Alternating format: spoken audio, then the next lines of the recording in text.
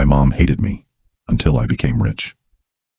Imagine being hated by your own mother, then watching her beg at your door years later. I never knew what it felt like to have a loving mom.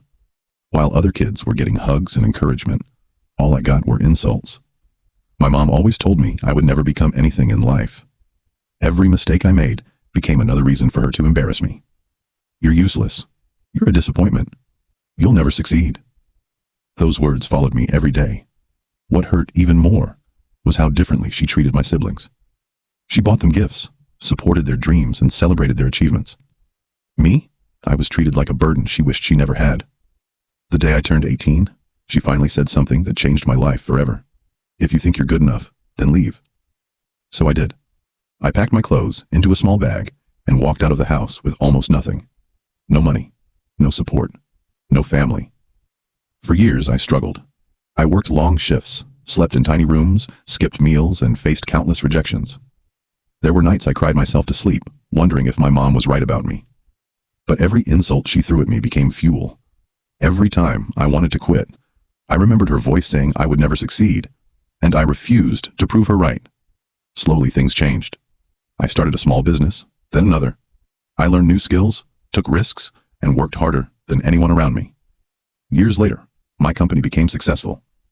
The broke kid she laughed at was now driving luxury cars, living in a beautiful house, and earning more money than I ever imagined. Then one day, there was a knock at my door. When I opened it, I froze. It was my mom, the same woman who told me I was worthless, the same woman who kicked me out. But now she looked different. She wasn't angry anymore. She was desperate. Tears filled her eyes as she begged me for help. She said she was struggling financially and needed money. For a moment, all the pain came rushing back. Every insult, every humiliation, every night I felt unwanted. And suddenly, the woman who once looked down on me was standing there asking for the help she never gave me. I looked at her and said, "When I needed you, you weren't there. When I had nothing, you turned your back on me. Now that I have everything, you suddenly remember I'm your child?" She couldn't answer. The silence said everything. I didn't get rich because of her. I got rich despite her.